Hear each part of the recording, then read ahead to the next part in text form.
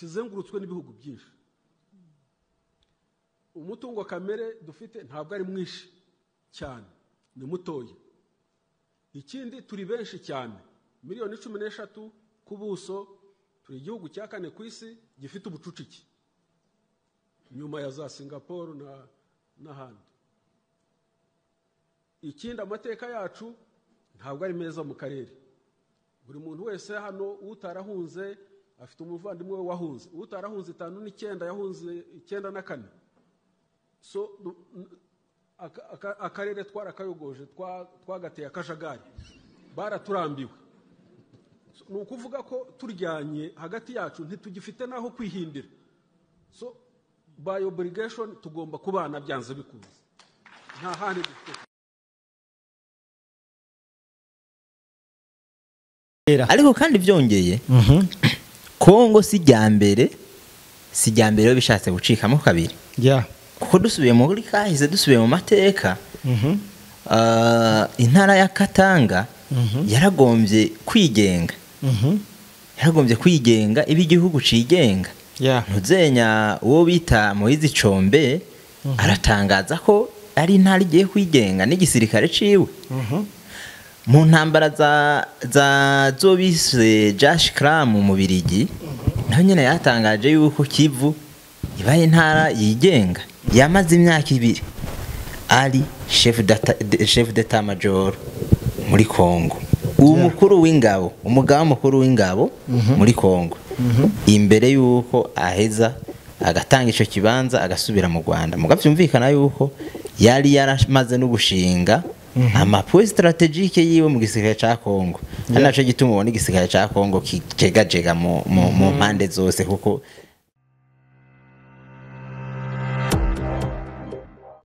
Yes, amahoro cyane. Turabona mukije mwebwe mwese mudukurikirana. My name is Liam Promoter. Behind camera sinigira mboneka. Turagarutse kandi ku Mugwa Media. Wowe turakora subscribe bandanye wibuke kuyikora. Iki kigane tugomba tubahe wibuke no kugisangiza abandi. Turacari muri Kongo na wa mutumire wacu. Turabana tubagezaho amakuru agezweho buri munsi kugira ngo mutahure ukuri kubiriko bibera muri Kongo. Tutarandiriye reka kandi tumwakire cyane, mumfashe no kumwakira. Karibu mutumire. Murakoze cyane kunyakira, abadukurikirana nabo nyene barakoze kuntu bama badukurikirana kandi bahadutera intege namo byo tuba turiho turakora. Hanyuma igikorwa ni cya kindi ca misi yose cyo kugira ngo tuze turahana amakuru agezweho mu biriko biravugwa ku isi cyane biriko biravugwa mu Burundi. Niyo gahunda twihaye kuri ku Mugwa Media TV. Ego meze neza, wiriwe neza, umunsi wagenze neza cyane gose. Jewe bujya imisi yose urinze mbona gutya mbameze neza. Kuko je ndi mu bantu atamatati meshe tugiranira n'Imana. Jewe numvise mpema nkaba nashoboye kuronka ico mfungura nta bindi ego rega ibindi hari keshi usanga turiho turaruhisha Imana mu masengesha dakenewe. Tugora dusaba ibi nabiriya anya, ariko tuba dukwiye kubanza gushima ibyo dufise. Jewe mbanza gushima ibyo mfise, hanyuma ibindi byose ni bonus mu bisanzwe, bonus ni inyongera. Reka twibira akabanga abantu badukurikirana. Ikintu gushima niyo sokre y'ibintu byose. Abarundi bavuze ngo iyo ushimye buryo bawongeje, niyo sokre.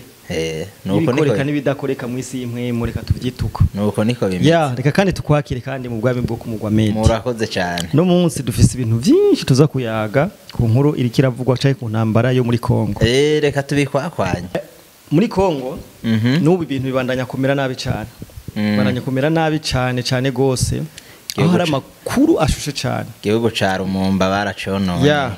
Niyo mpamvu nagwamagaye ngaha kugira ngo uduhe ubusesanguzo canke usobanurira abantu ukuntu ibintu uko wowe ubibona. Ushobora kubivuga uko ubibona ugasanga siko bibaye, kandi ugasanga uko bivuze niko bibaye. None ko ntari Imana cenda bivuga ko ndavyumva. Hanyuma bajya abantu baguma badutuka muri commentaire cyane bagira nti wewe nimba ubona uko nabivuze atari ko bitahura. Ishiraho version yiwawe nawe. Muri commentaire cyane muri commentaire ko umuntu mu kwihenda birashoboka. genda uvuga ati nyamara ahanye byari ahanye bugiye inkuru ngaho imeze kuno kuko ushobora kuba nawe usanga uri kupfa kuntatira gusa ukaca kugatukano gasanga verisi ufise siyo nico gituma jewe imbere yuko ndabaha amakuru ndabanza nkicara nkatohoza nkasoma hanyuma tukayaga ni ikiganiro nukuyaga ikiganiro kivuye mu kuganira turaganira hanyuma tukayaga wewe ukanterera ivyumviro undi nakanterera ivyumviro kandi ufise cyo ushikiriza kwizi ntambara ziko zirabasha kutwandikira muri commentaire tukazomuha nawe akatuyagira ivyiwe cyane gose ibintu rero byakomeye muri Kongo amakuru hari kandi ashushe bugi kijya guca Kongo gishobora guhura n'ibibazo bikomeye bivanye nuko imigwano itari kirorohera Kongo hari amakuru avuga ko Nord Kivu na Sud Kivu bishobora kuba ivyo bice bibiri bishobora kwigenga nk'umusesanguzi nk'umuntu abona ibintu hafi urabona ko mu mbono zawe urabona ko Nord Kivu na Sud Kivu bishobora kwigenga kweli birashoboka ukwigenga kwa Nord Kivu na Sud Kivu iyo bibi bishoboka biba byarabaye imyaka ariko kuba bitaraba ubu munsi bisigura yuko si ibintu byoroshe biragoye kuri uno munsi hari ibihugu byinshi bimaze gushibwamo kabiri sivyo Korea ya ruguru yaraciwemo kabiri harimo Korea y'epfo na Korea ya ruguru Sudani y'epfo yaraciwemo kabiri Plutôt Sudani yaraciwemo kubiri habamo Sudani y'epfo na Sudani ya ruguru sivyo babicamo ibihugu bibiri politike yo gucamo ibihugu tumvise gucamo ibihugu kabiri iyo ni politike y'abanyamerika sivyo politike yatumye Sudani y'epfo icikamwo kabiri yari diri yari yahawe Ubugande kandi bwayigenjejemo neza burarongora urugamba mpaka bayiciyemo kabiri Sudani politike yo gucamo kabiri Kongo nayo yahawe abari muri uwo mugambi ni benshi urumva ibivugwa kuri rezo sosio bitandukanye ahawe umugambi yari igihugu cy'u Rwanda mugabo umugambi waragoranye kuva kera ariko kandi byongeye Kongo si jambere bishatse gucikamo kabiri kuko dusubiye muri kahise dusubiye mu mateka intara ya Katanga yaragombye kwigenga ibi igihugu cigenga ntuzenya uwo bita Moise Chombe aratangaza ko ari intara igiye kwigenga n'igisirikare ciwe mu ntambara za zobise Josh Kram mu Birigi naho nyene yatangaje yuko Kivu ibaye intara yigenga igihugu cigenga ariko aragwanywa aratsindwa nukuvuga iki rero igihe cyose habaho gushaka kwicamwo kabiri Kongo ico gihe ca Moise Chombe yarashigikiwe na Amerika inyuma yuko babonye Patrice Lumumba ariko asaba ubufasha canke ariko afashwa cyane na leta y'abasoviete zunze ubumwe bw'abasoviete bana ati hako tubura Kongo yose reka dufume tuyicamo kubiri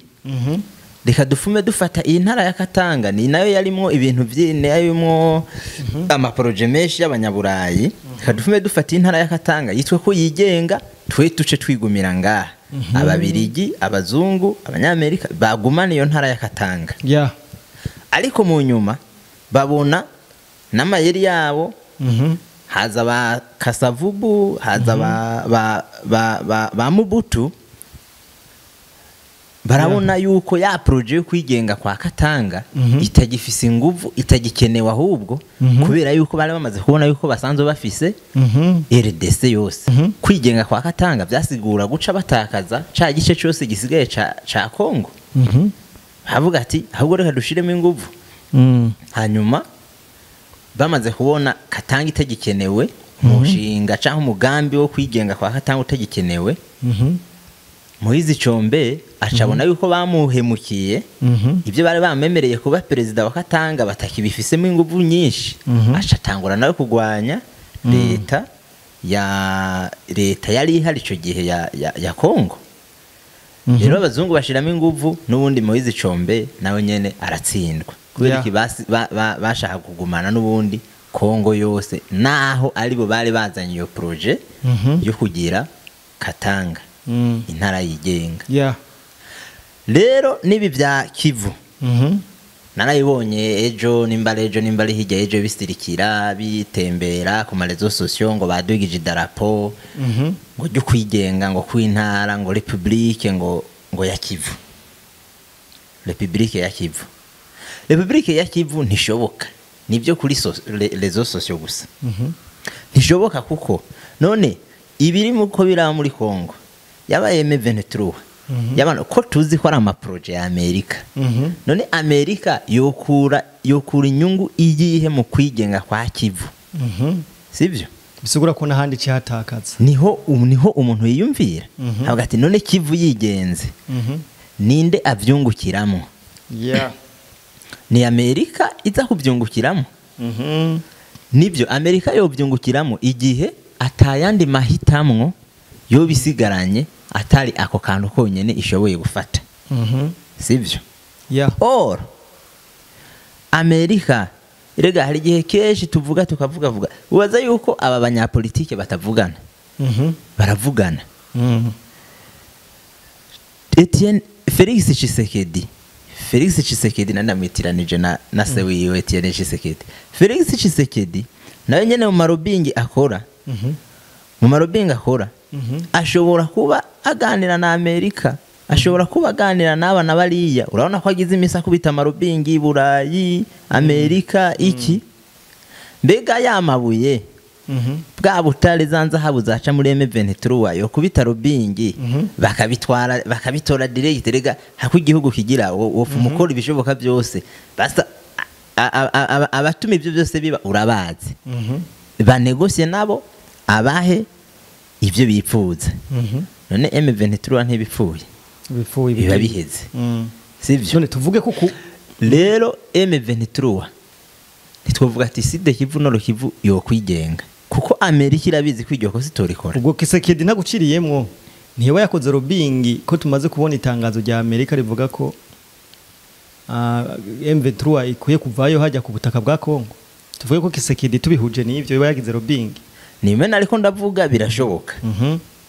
Amerika irabizi neza yuko itoko likoze ryo kwigenga kwa Nord Kivu na Sud Kivu kubera byo bisigura yuko igice gisigaye kuko uburemye ugwanko mu bantu kandi uburemye n'ugwanko n'abategesi kuko abotuma ikiriya gice cigenga abategesi barabizi ko ari Amerika bisigura yuko igice gisigaye bikuye kwibiganza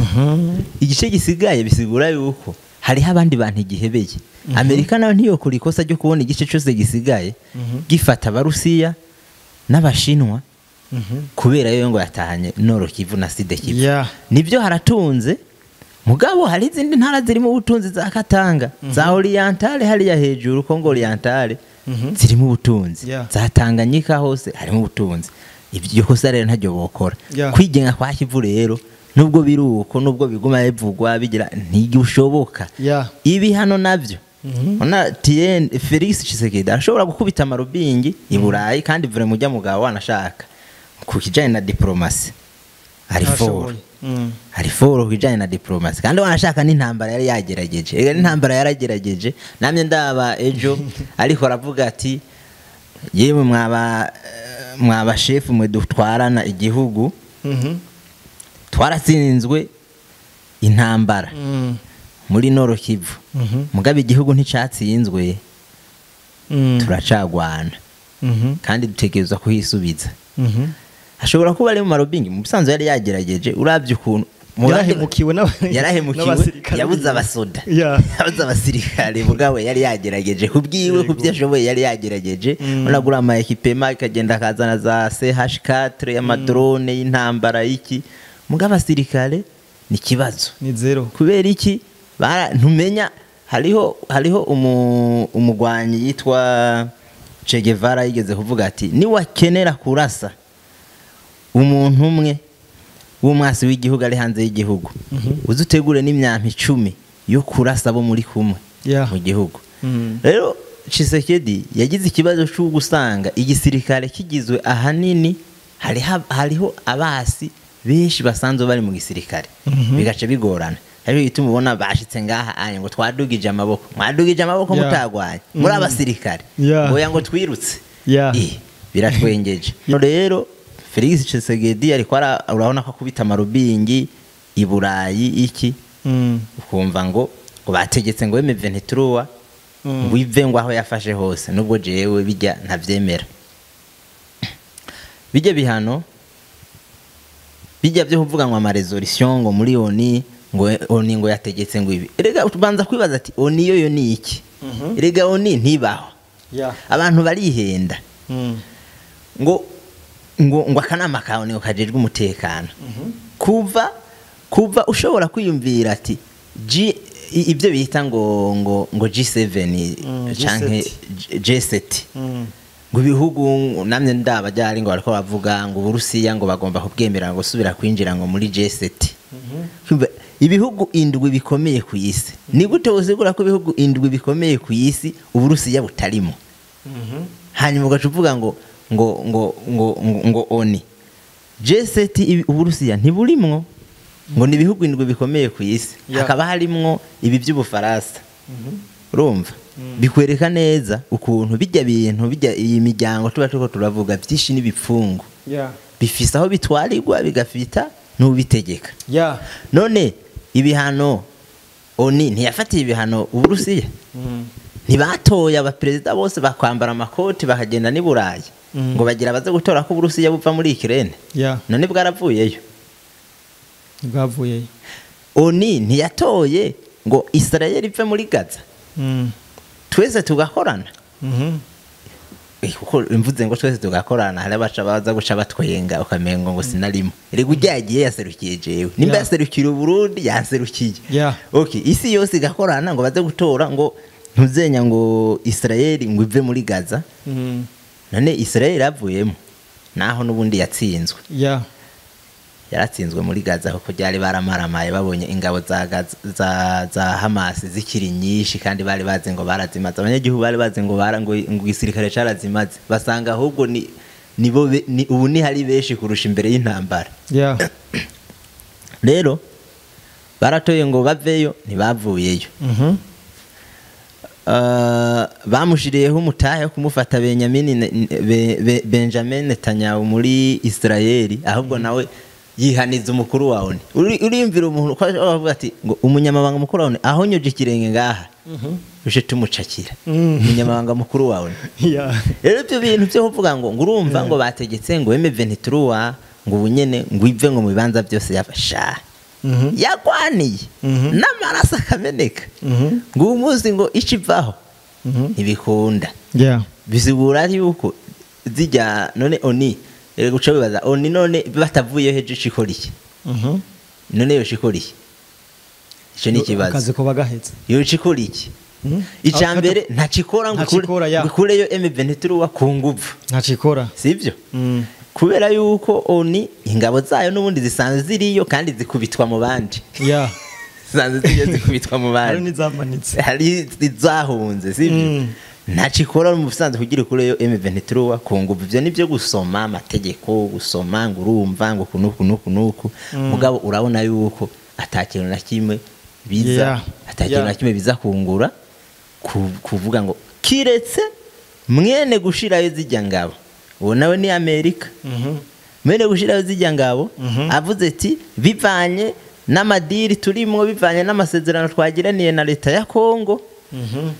zingi bigwanisho mu itahire tahe akazi karahetse kirahetse abavuye i Rwanda ebana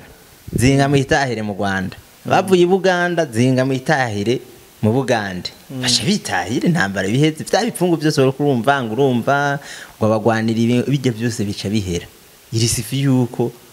bumvikana ni diplomasi mosherami ibintu byose ni jeu d'intérêt ni business hajya bibereye muri business gusa rero abene gihugu ba Kongo bagume bipfira mu Rwanda bavuze perezida nyakubahwa Paul Kagame baramubajije avuga ati twe nta musoda n'umwe w'u Rwanda ariyo muri Kongo ateka reka ati none ga wa mugabo ati koko bujya ati aba bantu bose bagwana muri Kongo ko bavuga ngo harimo ibigwanisho bikomoka iwawe indege z'intambara zikomoka iwawe ukunuku ntangabo n'imirimo ati nta n'imirimo mugabo barahamba mu Rwanda twamba turiko turabona amasanamu yaba ofisiye bari general kanaka ngo ofisiye kanaka ngo yapfuye hari yabuye rero twe amakuru tuba tutamenya batunyegeza makuru y'u Rwanda na Kongo ndayakeneye njiburaye ndabiburaye kuko nimba Tshisekedi dashobora gukubita amarobinga avuga ati bafatira ibihano Rwanda bari abagabo bakayumva bakavyumva nuko bafise amakuru menshi kandi urabona n'amashira hamwe mpuzamakungu za Human Rights Watch zose zamaziriho ziravuga ati ingabo z'u Rwanda nizo zitumereye nabi abasirikare bawe ati ingabo z'u Rwanda regaze turusha ibigwanisho ibikoresho zifise ni rutura nizo ziriko ziratumerera nabi kubera iki bafise ibigwanisho by'abatipe muri M23 bafise ibigwanisho onako najyari Ukraine yamye iri kuri doga ati twaye amafaranga Amerika iriko irabakubita ingaro iriko irabarihisha ibyo babafinahije mu ntaba ati ayo mafaranga twa ntituzoyariha kuko ntiyadushikiriye ibigwanisho mwaturungikiye byaciye mu Faransa kuza muri Ukraine bicabija muri M23 ati none wewe utwumva tuzoriha amamiliyoni n'amamiliyoni ona ubu president mushasha Trump ariko aravuga ati Ukraine mwe twarabafashije intambara rero twumvikane senkanti purusa y'ubutare bwose bw'igihugu ni gwacu tubanze twirihe Ukraine ati wapi ntibikunda Zelensky ati wapi ntibikunda yagiye muri M23 amafaranga menshi yagiye hariya je ntibikunda basha batangura kumwagiriza bajya abanyaburayi ntibajya abanyamerika ntibabura icyo bakwagiriza ngo digitatire ngo iki Zelensky kagize imisi yisigura ngo yaratukanye ngo yatuse ngo inzego za Amerika niyo ntuzenya rimwe imisi yisigura hagati wewe waradututse inyuma yo kwanka yuko abaha senkanti purusa 50% y'ubutare bw'igihugu rero ibyo byose byo kuvuga ngo bihano iki ngo zawe ibyo byose ni bipfungu je sindavyemera sindavyemera ni bipfungu okay reka tubandanye tukiraho nyene Amerika ubushize se gufatira ibihano General James Kabarebe ari kumwe n'ujya mvugizi wa M23 nimbali Lawrence Kanyuka tuvuge ko ivyo bihano bigiye guhindura bigiye gutanga agahengwe muri mu ntambara iri muri Kongo none Amerika yo kwifatira ibihano gute irega Amerika ntishobora kwifatira ibihano ntibishoboka Amerika ntishobora kwifatira ibihano ko tuvuze James Kabarebe uwo muntu ntabaho ata Amerika ihari tuvuze Lawrence Kanyuka nimbali Lawrence nimbali inde Kanyuka uwo muntu ntashobora kubaho ata Amerika ihari kubera yuko nibyo James Kabarebe arakoreshwa cyangwa yarakoreshejwe bivanye n'ubumenyi canke n'uburambe afise mu biko bibera muri Kongo James Kabarebe twibuke yuko ari umuntu umwe yashoboye kuba chef d'état major wa RDC wa Kongo kandi ari umunyarwanda nyuma y'intambara ya mbere ya Kongo bamaze gufata Kongo James Kabarebe ariko baropera kuri tere ingabo za Kagame hanyuma agashikana Kabila ku butegetsi Kabila mu kubahemba neza ko hari habahembwe kuja mu gisirikare hari habahembwe kuja mu maposta atandukanye Kabarebe yamaze imyaka 2 ari chef d'état major muri Kongo, umukuru w'ingabo, umugaba mukuru w'ingabo muri Kongo, imbere yuko aheza agatanga ico kibanza agasubira mu Rwanda. Mugavyumvikana yuko yari yaramaze no gushinga amapoint strategique yiwe mu gisirikare ca Kongo. Naco gituma ubona igisirikare ca Kongo kigajega mu mpande zose, kuko uyoberwa abakongomani, uyoberwa abanyarwanda, uyoberwa bo Rwanira igihugu. Settings za Kabarebe, James Kabarebe. Sesa nibyo ni gisirikare umva yarafashe umwanya ukwiye wo kucubaka. Uwo muntu rero leta zunze ubumwe za Amerika kumukoresha birumvikana kuko n'umuntu ametiriza ibera muri Kongo. Lawrence Kanyuka nawe nyene nk'umuntu amaze igihe kinini muri M23,